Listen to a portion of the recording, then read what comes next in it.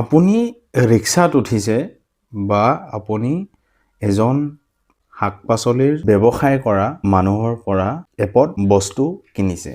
সেই বস্তুটোৰ দাম ধৰক 12 টকা আৰু আপুনি নিজৰ বিবেক বুদ্ধি নিজৰ ধনবল বাহুবল দেখুৱাই সেই মানুহজনক আপুনি উচিত মূল্য প্ৰদান নকৰিলে আপুনি 5 টকা প্ৰদান কৰিলে।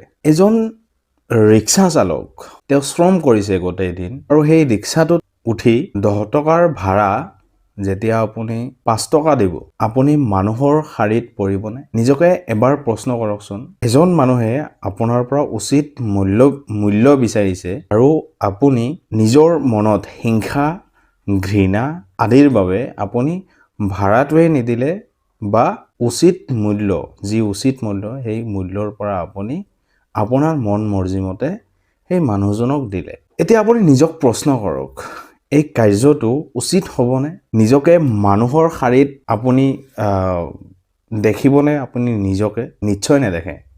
এজন বিবেকবান এজন সুস্থ সবল মানুহে কেতিয়াও এনেকুৱা ধৰণৰ চিন্তা চৰ্চা নকৰে। আপুনি এবাৰ কল্পনা কৰক, এখন ৰাজ্যৰ মুৰব্বী যিয়ে ৰাজ্যখনক পৰিচালনা কৰে, সেই ৰাজ্যখনৰ প্ৰজাসকলক সেই ৰাজ্যখনৰ মানুহখিনিৰ দুখ কষ্ট সমস্যা এইবোৰ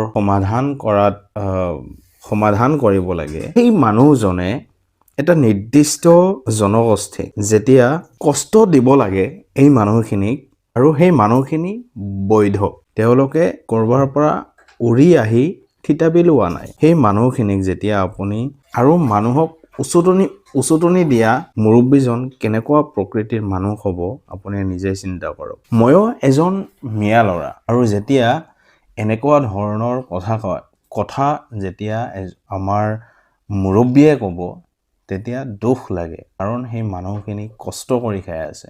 যিসকলে অপৰাধী, চুৰ কৰিছে, ডকাইত কৰিছে, অপৰাধ কৰিছে, ক্ৰিমিনেল হয়, সেইবিলাকক আপুনি যেনেকুৱা ধৰণৰ শাস্তি দিব লাগে আইনমতে সেইসকলৰ ওপৰত কঠোৰ ব্যৱস্থা লওক আইনমতে। কিন্তু যিসকলে কষ্ট কৰি খাই আছে, যিসকলে নিজৰ দক্ষতা নিজৰ শ্ৰমেৰে উপাৰ্জন কৰি আছে, সেই সকলক আপুনি অত্যাচাৰ কৰিব নালাগে। এজন মানুহ হিচাপে কষ্ট দিব নালাগে। বিভিন্ন ধৰণেৰে এই মানুহখিনিক হাৰাশাস্তি কৰি আছে, হাৰাশাস্তি হৈ আহিছোঁ। তো প্ৰতিজন নাগৰিকে আচলতে প্ৰতিবাদ কৰিব লাগে, প্ৰতিবাদ কৰা উচিত। এনেকুৱা ধৰণৰ মন্তব্যই কেতিয়াও এখন সুস্থ সমাজ বা এখন সুস্থ ৰাজ্যৰ আশা